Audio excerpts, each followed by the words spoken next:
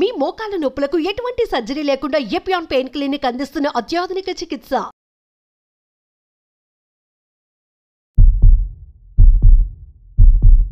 నమస్కారం.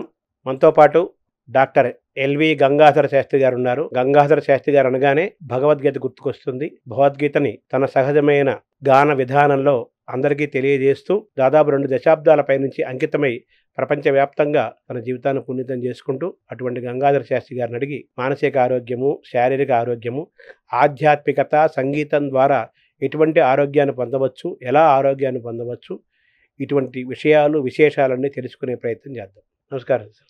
నమస్కారం. కొంతమంది చూడగానే ఆనందం కలుగుతుంది కదా, మనిషి ఆనందానే కదా కోరుకుంటాడు. అంతే కదా, పాజిటివ్ భావన అంటారు. పాజిటివ్ భావన ఎందుకు కలుగుతుందంటే మీరు పాజిటివ్నెస్ అనే ఒక తపస్సు చేయటం వల్లే అది బయటకు వస్తుంది. అంతే. Face is the index of our mind అంటాం కదా మనం. అది ఊరికే ఫేస్ చూడగానే మన మైండ్ ఎందుకు అనిపిస్తుందంటే నిరంతరం మీ మైండ్ అలా ఉంటేనే అది ఫేస్లో మీ ముఖంలో ద్యోతకం అవుతుంది. అవును. మీరు నిరంతరం పాజిటివ్గా ఉండాలి. ఇక్కడ పాజిటివ్గా ఉండటం అంటే ఆధ్యాత్మికంగా ఉండటం. అవును. ఆధ్యాత్మికం మనలో మన మనస్సుని, బుద్ధిని, ఆత్మని చైతన్యపరిచి మనం ఏదైతే ప్రకృతి నుంచి, పరమాత్మ నుంచి శక్తుల్ని మనం స్వీకరిస్తున్నామో అది తిరిగి లోకక్షేమం కోసం ఖర్చు పెట్టడానికి నిరంతరం మన మనస్సు ఉవ్విళ్ళూరుతూ ఉంటుంది. ఇవాళ ఎంతమందిని ప్రభావితం చేశాం, ఎంతమందిని కలిసాం, ఎంతమందికి మంచిని పంచిపెట్టగలిగాం, అలా అనిపిస్తుంది. రేపేమిటి నెక్స్ట్ లెవెల్, ఇవన్నీ చాలా చాలా మంచి చిన్న చిన్న పదాలాగా అనిపిస్తాయి. నెక్స్ట్ లెవెల్ అమెరికాలో చాలా ఫ్రీక్వెంట్గా వినపడే పదం. అంటే always you have to be in next level. నిన్న ఉన్నట్టు ఇవాళ ఉండద్దు. ఇవాళ నిన్న లేచిన వేళ విశేషం, శర్మగారి దగ్గర నుంచి 4 మంచి ముక్కలు నేను విన్నాను. ఎల్లుండి ఆ విన్నది మళ్ళీ పునశ్చరణ చేసుకున్నాను. ఆ తర్వాత రోజు దాన్ని ఆచరించడానికి నేను ప్రయత్నిస్తున్నాను. ఇప్పుడు ఎంత ఆనందంగా ఉందో. ఇవన్నీ నెక్స్ట్ లెవెల్స్. స్టూడెంట్స్కి, యూనివర్సిటీస్కి, కాలేజెస్కి ఈ పర్సనాలిటీ డెవలప్మెంట్ డిస్కోర్సెస్ రూపంలో, అలాగే మోటివేషన్ స్పీచెస్ ఇవ్వడం కోసం వెళ్ళినప్పుడు వాళ్ళకి ఖచ్చితంగా చెప్పేది ఏంటంటే మీరు చిన్నప్పటి నుంచి మీరు డైరీ రాయటం అలవాటు చేసుకోండి. అదేదో ఏజ్డ్ వాళ్ళ చేతిలో కనిపించేది కాదు డైరీ ఏం తెలుస్తుందంటే diary is index of your regular practice and mind also about your thinking. ఇవాళ ఏం చేసాం అది రాయి. రేపు నెక్స్ట్ పేజీకి వెళ్ళినప్పుడు ఆ ముందు రోజు ఏం చేసాం ఒకసారి తిరిగి చూసుకుంటే నిన్నంతా వేస్ట్ చేసాం అనుకోవాలి. అది తెలియాలి. లేదా నిన్న గొప్ప పని చేస్తే దానికి నెక్స్ట్ లెవెల్ పని ఏదో చేయాలి. అదే మన ఇన్స్పైర్ చేస్తుంది. ఇది చాలా గుడ్ హ్యాబిట్ ఇది. సో ఇవన్నీ అంటే అట్లాంటి మార్గాన్ని ప్రవేశపెట్టగలిగే ప్రపంచంలో ఏకైక గ్రంథం, ఏకైక మహోత్కృష్టమైన కర్తవ్య బోధ గ్రంథం భగవద్గీతను అసలు అలా పిలవాలని నేను ఇష్టపడతాను. భగవద్గీత చాలా ప్రపంచంలో కోట్లాది మంది మహాత్ముల్ని సైతం ఇన్స్పైర్ చేయగలిగిన కర్తవ్య దీక్షా గ్రంథం, కర్తవ్య ప్రబోధ గ్రంథం భగవద్గీత. ఇది what to do, what not to do, ఏం చేయాలి, ఏం చేయకూడదు. భగవద్గీత ఎంతోమందికి జ్ఞానజ్యోతులు వెలిగించడంతో పాటు, జీవితంలో ఆనందాన్ని ఇవ్వడంతో పాటు, విజయాన్ని కలిగించడంతో పాటు చాలామంది కష్టాల నుంచి కూడా బయటపడేసింది కదా. అంతే కదా, కష్టాల నుంచి బయటపడడం అంటే అది అర్థం. ఇప్పుడు మనం నిజంగా కష్టం వస్తుంది, కష్టాన్ని ఎలా తీసుకోవాలో భగవద్గీత చెప్తుంది. ఇప్పుడు నేను వస్తున్నప్పుడు ఫోన్లో మెసేజ్ చూశాను, గురుగారు మీరు ఇందాక కాల్ చేశారు, నేను చిన్న పనిలో ఉన్నాను, నేను ఇప్పుడే చేస్తాను అని. ఆ పని ఏమిటో కూడా రాశారు. ఆ పని ఏమిటంటే ఎవరో చాలా తీవ్రమైన బాధలో ఉన్నారట, ఆత్మహత్య చేసుకోవాలనే ఆలోచనలో ఉన్నారు. వాళ్ళకి తలంటి పోసే బిజీలో ఉన్నాడు, కౌన్సిలింగ్లో ఉన్నాడు. అది చాలా చాలా చాలా విలువైన సమయం అది. ఆ 5 నిమిషాల సమయం చాలా. వెంటనే ఇవాళ నేను ఇంజనరల్గా చెప్తుంటాను, ఇవాళ మన నెక్స్ట్ జనరేషన్ వదిలేయండి, మన next generation physically they are strong, financially they are strong. మనకి సందుల్లో జిమ్లు ఉండేవి కాదు, మన అసలు జిమ్లు అనే కాన్సెప్ట్కి చాలా దూరంగా సహజంగా నడక ఉంది. కానీ ఇవాళ జనరేషను ఖచ్చితంగా వాళ్ళకున్న ఈ యాక్టివిటీస్ కారణంగా, సమయం లేకపోవడం కారణంగా ఏదో రోజుకు అరగంట పెట్టుకుని ఇంటికి పక్కనే మన సందులోనే ఉండే జిమ్కి వెళ్తున్నారు. It's good. Physically they are healthy now. అలాగే ఫైనాన్షియల్గా మనం నెలకి ₹1,00,000 సంపాదించడం అనే పరిస్థితి వచ్చేసరికి ఏజ్ అయిపోయింది. కానీ వాళ్ళ పిల్లలు పుడుతూనే, చదువు అయిపోతూనే వాళ్ళ ప్రారంభ శాలరీ 1,00,000, 2,00,000, 3,00,000, 4,00,000, 5,00,000. అంటే రూపాయి వాల్యూ పడిపోతూ వస్తుంది. వాళ్ళు అన్ని లక్షలు చూడగలుగుతున్నారు. So financially, economically they are strong. But unfortunately ఈ రెండిట్లోనూ స్ట్రాంగ్గా ఉన్నారు. అన్ఫార్చునేట్లీ వాళ్ళు mentally they are so weak. మామూలుగా అష్టలక్ష్ములు ఉంటాయి కదా, మొత్తం అన్ని లక్ష్మిలు తీసేసిన పర్వాలేదు, ఆ ధైర్యలక్ష్మి ఒకటి కానీ ఇస్తే నాకు చాలా అంటాడు ఒక ఆయన. ఆ ధైర్యలక్ష్మి ఇస్తే అన్ని లక్ష్మి మళ్ళీ వచ్చేస్తాయి. అలా మానసికంగా స్ట్రాంగ్గా ఉంటే అన్నీ వచ్చేస్తాయి మన దగ్గరికి. కరెక్ట్. భగవద్గీత కర్మ సిద్ధాంతాన్ని ప్రతిపాదిస్తుంది. ఏదైతే అవశ్యం అనుభోక్తవ్యం, అవశ్యం అనుభోక్తవ్యం, కృతం కర్మ శుభాశుభం. నువ్వు ఖచ్చితంగా అనుభవించి తీరాల్సిందే. ఏది అది శుభమైనా అశుభమైనా ఖచ్చితంగా నువ్వు అనుభవించి చేసిందని మంచైనా చెడైనా. అందుకని always doing good things. Always నువ్వు సరిగ్గా ఆలోచించు, బాగా ఆలోచించు, మంచిగా ఆలోచించు, నీ గురించి ఆలోచించు, నీ కుటుంబం గురించి ఆలోచించు, అట్ ది సేమ్ టైం లోకం గురించి కూడా ఆలోచించు. Try to spend your valuable time at least 5 minutes a day for the society. వాళ్ళ సొసైటీ ఆనందంగా లేదు. సొసైటీ ఆనందంగా లేకపోవడానికి, స్ట్రెస్ఫుల్గా ఉండటానికి ఇది సొసైటీ అనేది విడిగా ఏం కాదు. నీ కుటుంబమే రోడ్డు మీదకి వస్తే సొసైటీ సుఖపడుతున్నారు కానీ ఆనందం లేదు. ఆనందం లేదు.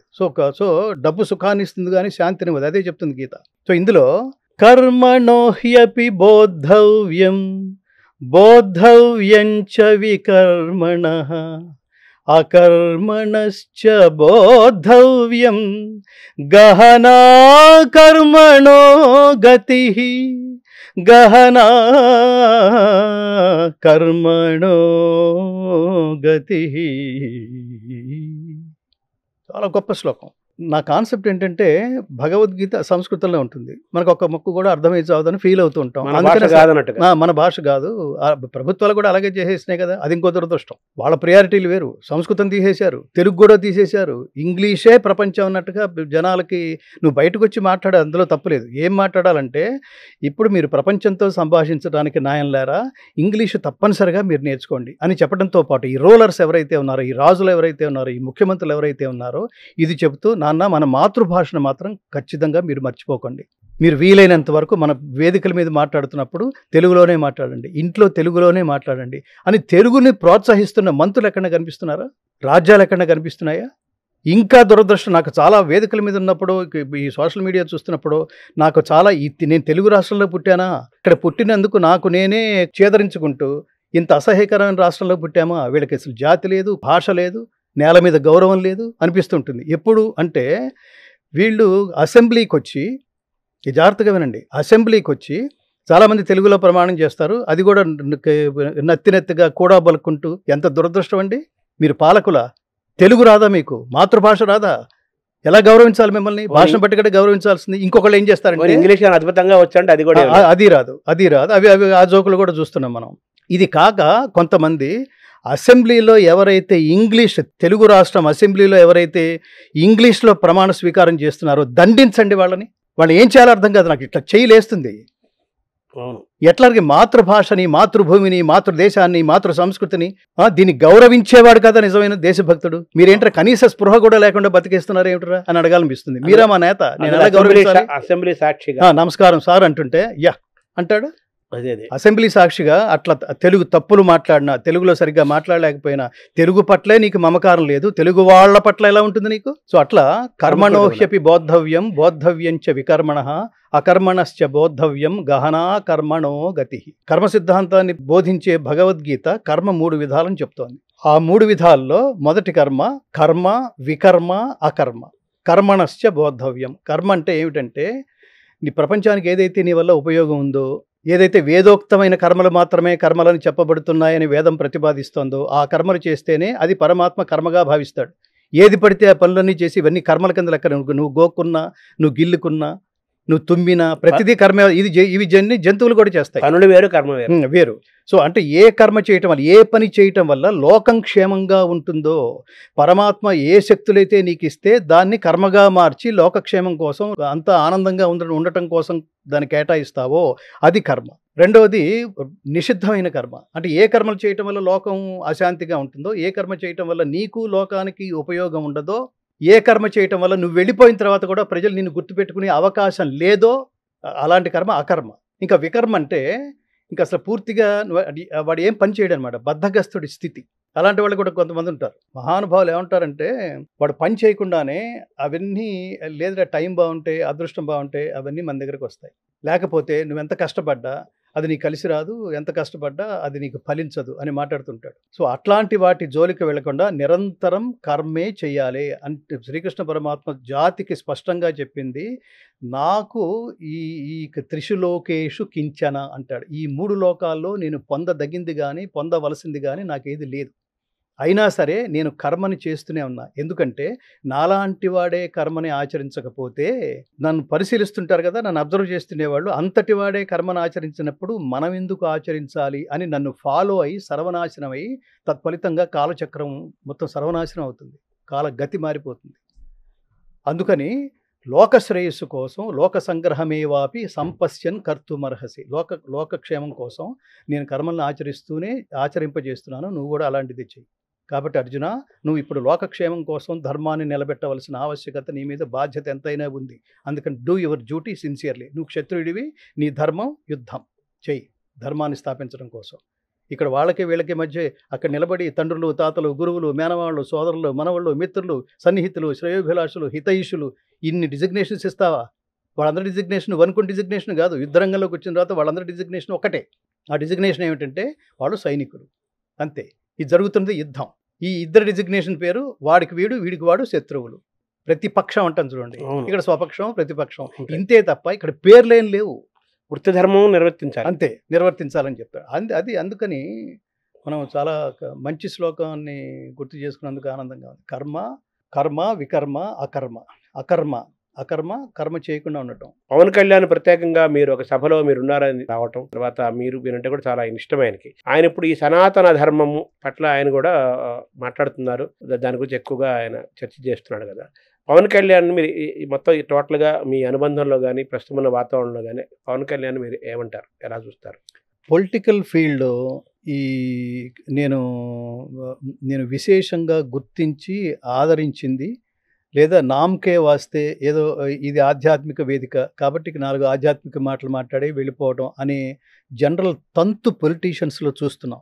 వీళ్ళు ఎంతవరకు దానికి కట్టుబడి ఉన్నారని నేను కూడా ప్రత్యక్షంగా మా భగవద్గీత ఫౌండేషన్ కూడా చాలామంది ఈ ఆధ్యాత్మిక మార్గంలో ఎండోమెంట్స్ మినిస్టర్స్ వీళ్ళు కూడా వచ్చారు.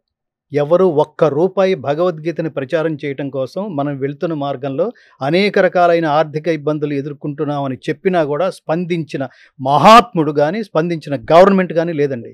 ఇది నేను చాలా సిగ్గుపడుతున్నాను. ఒక వ్యక్తి తన జీవితం అంతా సమాజ శ్రేయస్సు కోసం అన్నీ వదిలేసి, మీరు అన్నీ ఎంక్వైరీ చేసుకోవచ్చు, మాకేం ఆస్తులు ఉన్నాయో ఎంక్వైరీ చేసుకోవచ్చు, అన్నీ వదిలేసి ఒక వ్యక్తి సమాజ శ్రేయస్సు కోసం సమాజంలోకి అన్నీ వదిలేసి అడుగు పెడితే వాడిని కాపాడుకోవాల్సిన బాధ్యత సమాజానికి, ప్రభుత్వానికి లేదండి. మాలాంటి వాళ్ళు వెళ్ళి అడుక్కోవాలండి, మాకు ఇది కావాలని అడుక్కోవాలా? ఇన్ని రకాలుగా కనిపిస్తుంటే మీకు అసలు చేమ కొట్టినట్టు కూడా లేదా? స్పందించరా? స్పందిస్తే 4 చివరి నుంచే స్పందిస్తారా? ఒకవేళ స్పందిస్తే మీరు ఏమంటారు, మాట వరుసకి స్పందించి తర్వాత మేము మా జీవితాంతం మేము మీ చుట్టూ తిరుగుతూ ఉండాలా? అది మీకు ఆనందమా? నెక్స్ట్ లెవెల్కి తీసుకువెళ్ళరా?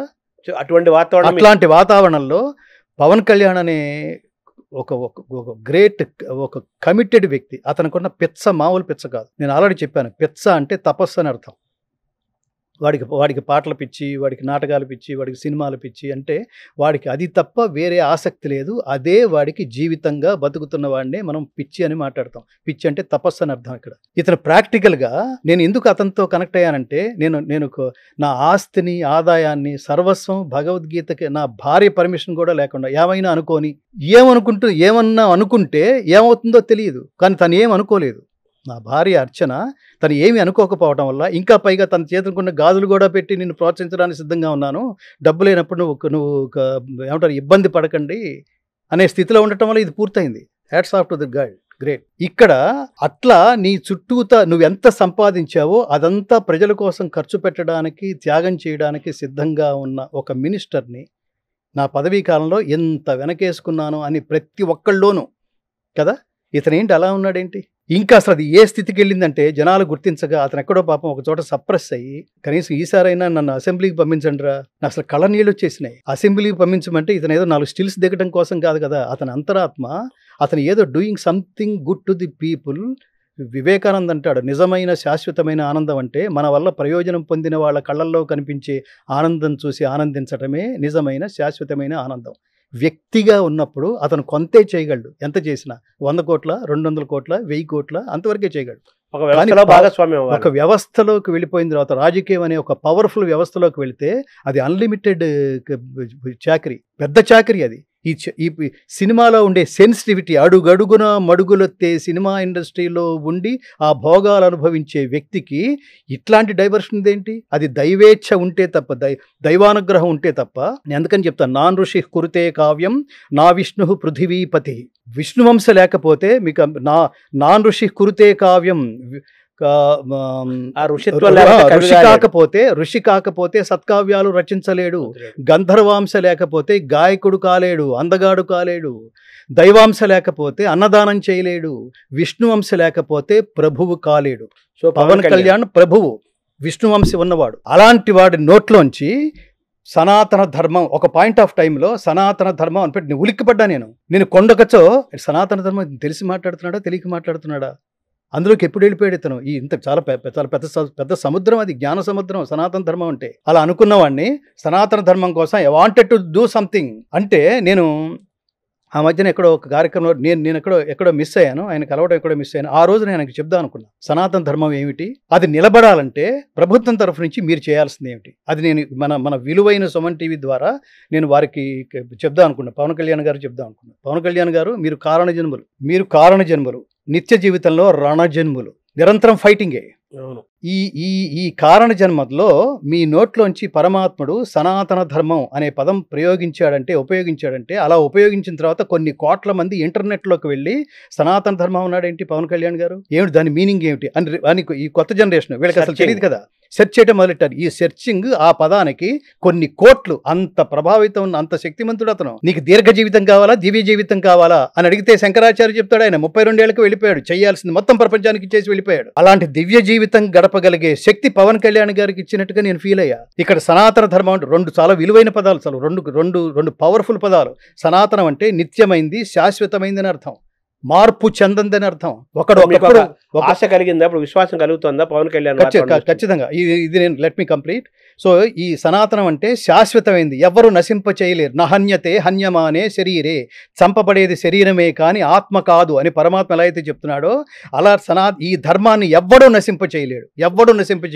ఇప్పుడు చూడండి, సంభాజీ అనే పేరుతో ఇవాళ ఆ సినిమా వస్తే, చావా సినిమా, సంభాజీ, అసలు జనాలుగా ఈ దేశం ఎంత ఉడికిపోతుందండి, ఎంత భావోద్వేగానికి లోనైందండి. ధర్మం ఎప్పటికీ చచ్చిపోదు. సో ఇందులో రెండు పదాలు, సనాతనం అంటే శాశ్వతమైంది, ధర్మం అంటే సర్వజనామోదయోగ్యమైన కర్మ. దీని పేరు అందరూ, నువ్వు ఏ పని చేస్తే జనాలందరూ ఆమోదిస్తున్నారో, ఆనందిస్తున్నారో, ఆశీర్వదిస్తారో అది నిజమైన కర్మ. ఇలాంటి కర్మ పేరే ధర్మము. సర్వజనామోదయోగ్యమైన ఏ కర్మను అనుభవించటం వల్ల, ఏ కర్మని ఆచరించటం వల్ల నీకు ఆనందం కలుగుతుందో అట్టి సుఖం పేరు, అట్టి కర్మ పేరు, అట్టి మార్గం పేరు ధర్మము అని అర్థం. ఆ మార్గంలో ఉన్నాడు పవన్ కళ్యాణ్ గారు. సో దీనిని నిలబెట్టాలంటే అది ఒక్కడి వల్ల అవుతుందా? ఇది రెండో క్వశ్చన్. ఎస్, అవుతుంది. ఏ రూపంలో అవుతుంది? సింగిల్ మ్యాన్ రూపంలో అవుతుంది. ఇప్పుడు నేను చెప్తున్నాను, నా వల్ల పూర్తిగా అయిపోతుందా? ఇదే ప్లేస్లో కూర్చుని పవన్ కళ్యాణ్ గారు చెప్పినా కూడా కొంతవరకే సాధ్యం అది. ఇప్పుడు డిప్యూటీ సీఎం పదవిలో ఉన్నాడు ఆయన. ఇప్పుడు కొన్ని కోట్ల మంది కదులుతున్నారు.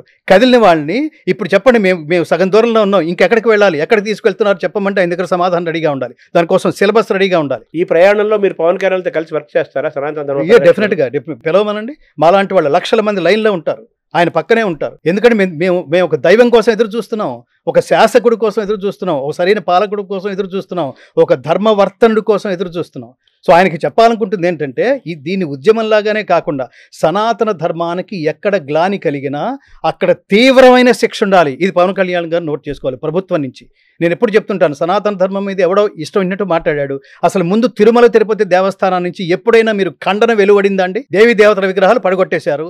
ఎక్కడో పిఠాపురం అనే ఊళ్ళో 24 విగ్రహాలు. అప్పుడున్న ప్రభుత్వం వాడెవడో మతి భ్రమించి వాడికి పిచ్చి పట్టి దాన్ని కూలగొట్టేశారని వాడిని రక్షించేశారు. అది ప్రభుత్వం కొన్న స్థాయి. అట్లాంటి వాళ్ళు ఓట్లేస్తారండి వీళ్ళు? అతి దుర్జనీతి వక్తవ్యం అంటాడు భవభూతి ఉత్తరరామచరితంలో. అసలు ఎవరు దుర్జనులు అంటే వీళ్ళే, హిందువులే దుర్జనులు. అంటే ఎవరైతే, హిందువులు అందరూ కాదు, ఎవరైతే అతి సంయమనం పాటించి వాడిని దేవుడే చూసుకుంటాడని వదిలేస్తారో ఇంతకంటే దుర్జనులు ఎవరు ఉన్నారు? వీళ్ళకి పట్టిన దుర్జనత్వం, వీళ్ళకి పట్టిన జబ్బు పేరు సెక్యులర్. అందరినీ సమానంగా చూడడం అనే పేరుతో మనల్ని నాశనం చేసేవాడిని నెత్తినెక్కించుకోవడం అనేది దారుణం.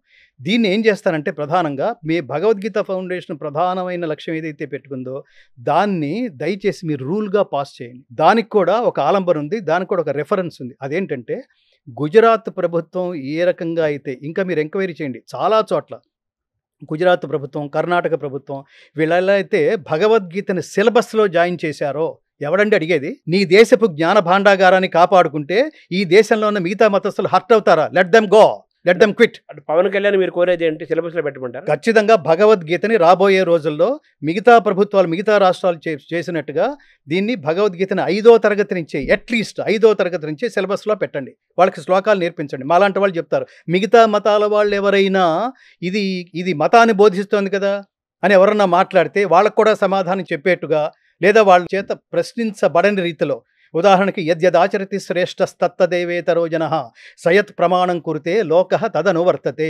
ఉత్తముడు దేన్ని ఆచరిస్తే లోకమంతా దాన్నే ఆచరిస్తుంది. ఉత్తముడు దేన్ని ప్రమాణంగా అంగీకరిస్తే లోకమంతా అతన్నే అనుసరిస్తుంది, ఆచరిస్తుంది.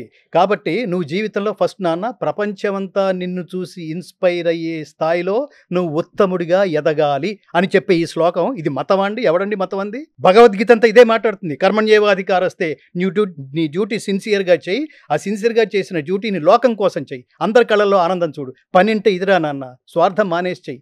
నీ జేబులో, నేను ఇందాక చెప్పాను, మీ జేబులోకి ఇదంతా భగవద్గీత చదివితే దాని ప్రభావం ఎలా ఉంటుందంటే, మీరు కష్టపడకుండా ఇతరుల జేబులోంచి వచ్చే ఒక్క రూపాయి అయినా మీరు విషంతో సమానంగా భావిస్తారు స్వామి. కాబట్టి ధర్మానికి సిలబస్ అయిన, ధర్మానికి మోస్ట్ ఇంపార్టెంట్ సబ్జెక్ట్ అయిన all the essence of all the dharmas is only Bhagavad Gita. దీన్ని పాఠ్యాంశంగా తెలుగు రాష్ట్రాల్లో ప్రవేశపెట్టండి పవన్ కళ్యాణ్ గారు, చంద్రబాబు నాయుడు గారు. ఇది మీ వల్లే సాధ్యం. మీరు ఊరికే దేవుడి గుడికి వెళ్ళి దండం పెట్టుకొస్తే మాలాంటి వాళ్ళు అంగీకరించం. ఇది ప్రాక్టికల్. మీరు దేవుడి దగ్గరికి వెళ్ళి, స్వామి నువ్వు చెప్పిన ధర్మాన్ని మేము సామాన్యుడు కూడా చేరవేస్తాం, మాకు శక్తి నువ్వు మాకు అనుగ్రహించు, ఈ కోరికలతో ఇవ్వండి. నెక్స్ట్ 5 సంవత్సరాలు మళ్ళీ మమ్మల్ని ఎలక్షన్స్లో గెలిపి ఇది కాదు. ఇది మీరు ఎప్పుడైతే ధర్మాన్ని ప్రచారం చేస్తారో మీరు న్యాచురల్గా కొనసాగుతూనే ఉంటారు, మీరు ఉన్నంతకాలం పదవుల్లో. ఇప్పుడు ఈ కాలం మనుషులు అందరూ ఎన్ని రకాల వాళ్ళు బాగా విపరీతంగా చదువుకుంటున్నారు, సర్టిఫికెట్లు వస్తున్నాయి, పైగా తిరుగుతున్నారు, సుఖాలు అనుభవిస్తున్నారు, కాలాల్లో తిరుగుతున్నారు, లక్షలాది రూపాయల ప్యాకేజీలు వస్తున్నాయి, అన్నీ బాగున్నాయి, ఆరోగ్యంగా లేరు, వెరీ వీక్. ఆ ఫోన్లో మెసేజ్ వస్తుంటే వాళ్ళు ఆత్మహత్య, చాలా తప్పది. ఆత్మహత్య అన్నది ఒక తాత్కాలికమైన సమస్యకి నీకు నువ్వు విధించుకుంటున్న శాశ్వతమైన పరిష్కారం అని అనుకుంటున్నావు. శిక్ష అది. దాని ఫలితం ఎలా ఉంటుందో ఈశావాస్యోపనిషత్తు చెప్తుంటుంది. ఈశావాస్యోపనిషత్తులో మూడో మంత్రం చాలా మహామంత్రం. అంధేన తమసావృతా, తమస్సు అనే అంధకారం చీకటి ఆవరించి ఉన్న భూమి అట్టడుగు పొరల్లో తర్వాత జన్మ పుడతావు. నీ తర్వాత జన్మ అట్లాంటి అట్టడుగు పొరల్లో పురుగుల్లాగా. ఒక జన్మ మొత్తం సూర్యరశ్మి సోకదు. సూర్యుడు ఎప్పుడైతే లేడో ప్రపంచం కనిపించదు, ఆనందం లేదు, అనుభూతి లేదు, జీవితం లేదు. సైంటిఫికల్గా ఏమని చెప్తున్నారంటే, సైకలాజికల్గా ఒక ఇంట్లో ఒకళ్ళు ఆత్మహత్య చేసుకుంటే దాని ప్రభావం 7 తరాల మీద ఉంటుంది. తర్వాత 7 తరాల మీద వాళ్ళకు కూడా ఇదే ఇన్స్పిరేషన్. మా తాత ఆత్మహత్య చేసుకున్నాడు, సో ఒక సమస్య దొరికిందంటే, ఒక సమస్య ఎదురైందంటే దానికి పరిష్కారం ఆత్మహత్యే అని నీ తర్వాత తరాల వాళ్ళని కూడా నువ్వు ఇన్స్పైర్ చేసినట్లు లెక్క. అది ఇంకా మహాపాపం. అది అలా జరిగిన కుటుంబాలు కూడా చాలా ఉన్నాయి. వాడు చిన్న సమస్య కూడా క్వాలిటీ అని ఆలోచించుకొని తగ్గ సూసైడ్ చేసుకుంటే పని అయిపోతుంది, ఫ్రీ అయిపోతాం అనే ఎంత దారుణమైన కుటుంబాలు. నేను అందుకని చెప్తుంటాను, చచ్చిపోతానని సాధించాక చచ్చిపోనని చెప్తుంటాను. దేనికి వచ్చే సరదాగా రాలేదు, ఈ లోకానికి సరదాగా రాలా, నీ కుటుంబంలోకి సరదాగా రాలా, నీ తల్లిదండ్రులకి నువ్వు జస్ట్ లైక్ దట్ సరదాగా పుట్టేయలేదు. వాళ్ళ పేరు నిలబెట్టాల్సిన బాధ్యత, వాళ్ళకి ఆనందం పంచిపెట్టాల్సిన బాధ్యత. కీర్తికాయంతో మరణించాలి. కీర్తికి జయంతితే సుకృతినో రససిద్ధాః కవీశ్వరాః నాస్తి తేషాం యశఃకాయే జరా మరణజం భయం. దానికి అతీతులు వాడు. సినిమాల్లో కవిత్వం అంటే వేటూరు గారిని అనుకుంటున్నాం, అంతకుముందు ఆత్రేయ గారిని అన్నాం, అంతకుముందు కొంతమంది పేర్లు చెప్పుకుంటున్నాం కదా మనం, పర్యాయ పదాలు. అట్లా ఒక సబ్జెక్ట్ అనగానే అది నాకు ఇన్స్పిరేషన్ స్వామి. నేను ఏదో మైక్ ఉంది కాబట్టి నేను మాట్లాడట్లేదు. నేను నా తండ్రి గారి దగ్గర నుంచి, నా జాతి దగ్గర నుంచి, నా చిన్నతనంలో బాల్యంలో నాకు పరిచయం అయిన వాళ్ళు నాకు ఇచ్చిన స్ఫూర్తితో నేను చిన్నప్పటి నుంచి ఒక ఐడియాలజీ బిల్డప్ అవుతుండేది. చనిపోయిన తర్వాత మన గురించి ఎంతమంది గొప్పగా మాట్లాడుకుంటే, ఏం గొప్పగా మాట్లాడుకోవాలి, చాలా గొప్ప విలువైన వ్యక్తిని సమాజం కోల్పోయింది, అతను లేని లోటు తీర్చలేనిది, అనుభూతితో మాట్లాడుకోగలగాలి, సానుభూతితో కాదు. ఏదో వేదికల మీద నెక్స్ట్ ఏదో జయంతులు ఏవో పెట్టేస్తారు, అది ఇంకో చాలా విచిత్రం. అది ఆ జయంతి అనే పదం, వర్ధంతి అనే పదం ఎట్లా పడితే అలా వాడేస్తున్నారు. అది ఇంకొక దారుణమైన స్థితి. నిత్యము వర్ధిల్లటమే వర్ధంతి. ఇలాంటి వాళ్ళు ఎప్పుడు వాళ్ళకి జరామరణాలకు అతీతంగా వాళ్ళు వర్ధిల్లుతూనే ఉంటారు. పనులు నిరంతరం అలాంటి పనులు చేయాలి. ఇట్లాంటి ఐడియాలజీ ఉన్న వాళ్ళు డెఫినెట్గా ఒక పాజిటివ్ స్పిరిట్తోనే ప్రపంచంలో ముందుకు వెళ్తారు. ఎవరి పట్ల కృష్ణుడు అర్జునుడిని సంబోధిస్తూ అనేక సందర్భాల్లో ప్రవక్ష్యామి అనసూయవే అంటాడు. అసూయారహితుడవైన ఓ అర్జున, ఎంత గొప్ప మాట అంటే, అసూయ అంటే అర్థం ఏంటంటే అవతల వాళ్ళు ఎన్ని సుగుణాలు ఉన్నప్పటికీ ఒక్క దుర్గుణమైనా కనిపిస్తుంది ఏమోనని నిరంతరం దానికోసం వెతికేవాడు అసూయాపరుడు. 100 విశేషాలు చెప్పండి. ఎన్టీ రామారావు గారు అసలు ఆ వర్చస్సు ఏంటంటే, ఆ గొంతు ఏంటి, ఆ హైట్ ఏంటి, ఆ భాష ఏంటి, ఎలా సాధ్యమైంది అన్నారనుకోండి, అవతలవాడు వెంటనే ఎంత ఉంటే ఏముందండి, ఆ పొట్ట లేకపోతే బాగుండేది అంటాడనమాట. ఏదో ఒకటి వెతకాలన్నమాట. ఎతికి అందులో ఆనందం అందులో ఆనందం, అదే అసూయ. ఇప్పుడు కొంచెం పాజిటివ్ ఇస్తే దానికి పరవశించి మనం కూడా ఇంతకంటే ఏమైనా చేయగలమా, వెంటనే వాళ్ళు వెళ్ళి అప్రిషియేట్ చేయటం చాలా తక్కువ మంది ఉంటారు. భగవద్గీతలో నుంచి కానీ, మీరు చదివిన కావ్యాల నుంచి కానీ, జీవితంలో నుంచి కానీ ఆనందమయం ఎలా చేసుకోవాలి జీవితాన్ని? జీవితం ఆనందమయం కావాలంటే ప్రధానంగా ముఖ్యంగా భగవద్గీతలో 2వ అధ్యాయంలో సాంఖ్యం అంటేనే జ్ఞానం. ఆ జ్ఞానమే ఆనందం. అంటే ఏది తెలుసుకున్న తర్వాత అన్నీ తెలుసుకున్నట్టు అవుతుందో అది తెలుసుకుంటే ఆనందం ఆటోమేటిక్గా వస్తుంది. చాలా ఒక గొప్ప ఉదాహరణ చెప్పాలంటే, రమణ మహర్షి గారిని ఆనందం కావాలంటే ఏం చేయాలి, మనశ్శాంతి కావాలంటే ఏం చేయాలి అని ఆయన చాలా గొప్ప మాట అన్నారు. ఈ లోపల ఉండే బిన్ ఉందే, దీన్ని డస్ట్ బిన్ లాగా వాడుతున్నాను నాన్న. బుర్ర అనేది ఒక పెద్ద బిన్. దాంట్లో ఏదైతే నీ ఆరోగ్యాన్ని శారీరకంగా మానసికంగా డిస్టర్బ్ చేస్తాయో ఆ చెత్తంతా నింపేశావు. కామక్రోధ లోభ మోహ మదమాత్సర్యాలతో నింపేశావు. అరిషడ్ వర్గాలతో నింపేశావు. ఇప్పుడు ఆ లోపల ఎక్కడో ఒక చోట ఎక్కడో ఆనందం ఉంది. ఏదైతే చెత్త అనుకుంటున్నావో చెత్తంతా బయటికి తీసేస్తే ఆనందం ఆటోమేటిక్గా బయటకు వస్తుంది. అది అక్కడ ఉంది, వెయిట్ చేస్తుంది నీ వంక చూడడం కోసం. దాన్ని కప్పేస్తున్నావు నువ్వు అన్నాడు. అసలు అది నా జీవితంలో మోస్ట్ ఇన్స్పైరింగ్ సమాధానం. అంటే దాన్ని ఎలా తీయాలో తెలియాలి కదా. మనిషే ఆనందమయుడు. పరమాత్మను చేరుకోవడం అన్నది మనిషి ఆనందమయుడు. మనిషి జీవితం 60 ఏళ్ళు 70 ఏళ్ళు 80 ఏళ్ళే ఉంటాయి. కాబట్టి నీ ఆనందం 60 ఏళ్ళు 70 ఏళ్ళకే పరిమితం అయిపోయింది. కానీ శాశ్వతానందమయ స్థితిని చేరుకోవాలంటే దాని పేరు మోక్షం. అందులోకి చేరుకోవాలంటే నీకు ఒక వెబ్ లాగా క్రియేట్ చేశాడు పరమాత్మ. వీటన్నిటినీ దాటుకుంటూ వెళితే, అంటే ఈ చెత్తా చెదారం అంతా తీసుకుంటూ వెళితే ఇంకా కనిపించేది వాడే. అదే మోక్షం, అదే ఆనందం, అదే జ్ఞానం. అంటే హైయెస్ట్ లెవెల్ ఆఫ్ ఆనందమే మోక్షం. అంతే. ఇప్పుడు భౌతికత ఏం చెబుతుంది? ఆనందమయం కావాలి. ఆనందమయం కావాలనుకుంటే ఏమని చెప్తుందంటే, కర్మణ్యేవాధికారస్తే మా ఫలేషు కదాచన మా కర్మ ఫలహేతుర్భూ మా తే సంగోస్త్వకర్మణి. దీన్ని విశ్లేషిస్తే మీరు భగవద్గీత గొప్పతనం ఏమిటంటే, ఆనందం అని అడిగారు కదా, శ్రీకృష్ణ పరమాత్మ అర్జునుడికి బోధించిన 574 శ్లోకాలు, అన్ని శ్లోకాలు ఆనందాన్ని ఉపదేశించే శ్లోకాలు. తన జీవితం అంతా తనకి సంబంధం లేని శ్రీరాముడికి, ఆయనకి సేవ చేయటంలో పొందే ఆనందం ఉందే, అది హనుమ. మీరు సాక్షాత్ హనుమ స్వరూపులుగా భావిస్తారేను. మీరు మీ కుటుంబం, మీరు లేక కలిగిన సంతానం, అందుకని హనుమ దీక్షలో ఉన్న మీ కుటుంబం వారిని ప్రార్థించడం ద్వారా ఆంజనేయ ఏమంటారు హనుమ ఆశీస్సులతో మీరు పుట్టడం, అందుకని వారి పేరు మీరు పెట్టడం, ఇవన్నీ నాకు చాలా ఆనందం కలిగిస్తాయి. ఇక్కడ హనుమ గొప్పతనం ఏమిటంటే, రామాయణ భారతాలు ఎందుకనే చదవమనేది, హనుమ గొప్పతనం ఏమిటంటే, తను ఎంత శక్తి ఉందో అంత శక్తి పరమాత్ముడికి ఆనందం కలిగించటంలో ఒక జీవితం కేటాయించడం అనేది చిన్న విషయం కాదు స్వామి. నువ్వు ఆనందం కలిగిస్తుంది సాధారణమైన మనిషి కాదు, దేవుడికి ఆనందం ఇచ్చినవాడా. అంత ఆనందం ఇచ్చినప్పుడు రామాయణంలో చివరి ఘట్టంలో హనుమా నీకేం కావాలో కోరుకో అని అడిగాడు. మహాత్ములు కోరుకోమంటే అలా ఉంటుంది. అలాగే నీకేం కావాలి విభీషణ అని అడిగాడు. విభీషణుడు ఏమన్నాడంటే, ముందు ఎంతటి దారుణమైన స్థితి ఉన్నా, ఎంతటి విపత్కరమైన స్థితి కలిగినప్పటికీ నా మనస్సు నా మార్గం ధర్మాన్ని అతిచరించని మానసిక స్థితిని నాకు ప్రసాదించు పరమాత్మ అని అడిగాడు అతను. ధర్మం తప్పకుండా నన్ను బతకనివ్వమని. ఎంత గొప్ప మాట అది.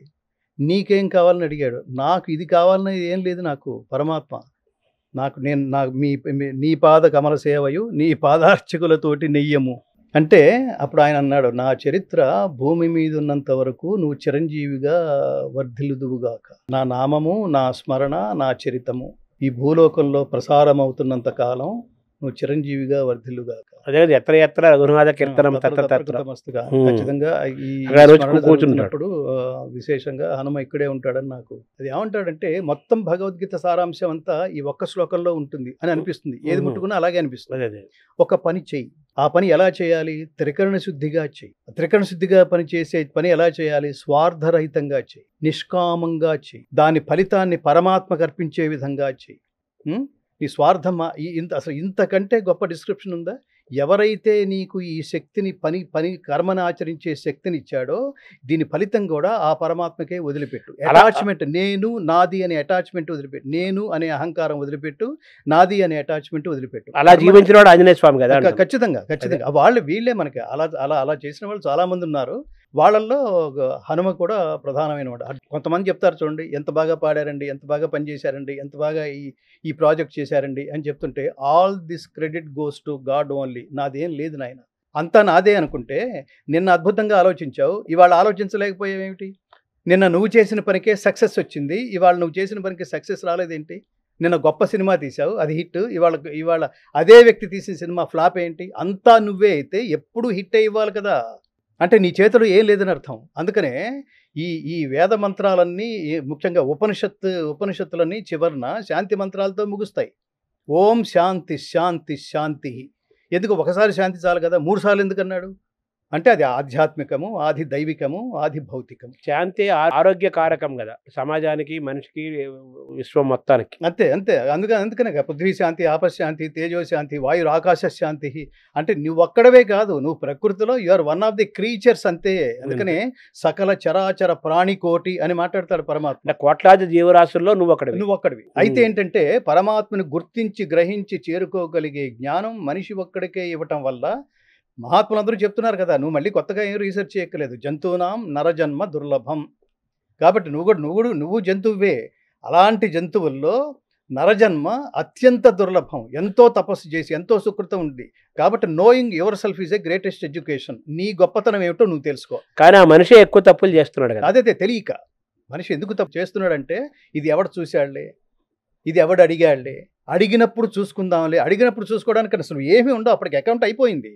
డైరీ రాయటం అనేది, దాని ద్వారా ఒకసారి మళ్ళీ మనం విచక్షణ చేసుకొని ఆ రోజును సమీక్ష చేసుకుంటూ, మనం చేసిన మంచి చెడు అన్ని సమీక్ష చేసుకుంటూ, ఒక రకమైన ఆ రోజును రికార్డు చేసుకుంటూ, ఒక మానసికమైన ప్రయాణం చేయడం ద్వారా ఒక క్రమశిక్షణ అలవాటు అవుతూ, తద్వారా చాలా ప్రయోజనాలు జరుగుతాయి.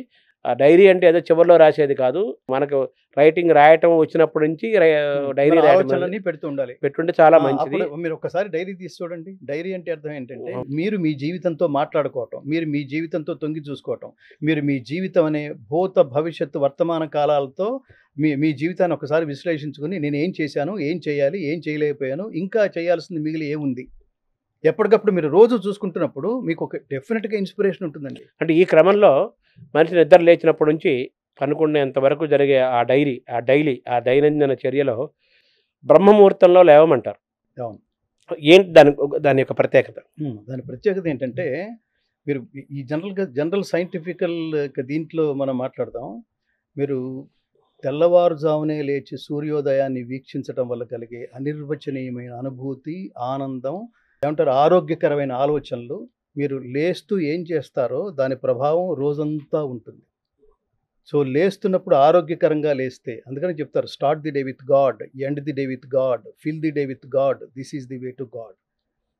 మా నాయనమ్మ, మా అమ్మగారు, మా నాన్నగారు రాత్రి అన్నంలో పాలు పోసి కాస్త మజ్జిగ చుక్కేసి తోడు పెట్టి 4 గంటలకి లేపి స్కూల్ డేస్లో చదువుకునే మార్గాన్ని అంత అత్యద్భుతంగా 4 అయింది లే చదువుకో. అప్పుడు చదువుకున్నది ఖచ్చితంగా తెల్ల పేపర్ మీద మీరు ఏవి రాస్తే అది మీకు దాని ఏమంటారు ఒక ధారణ అంటాం, అది గుర్తుండిపోతుంది స్వామి.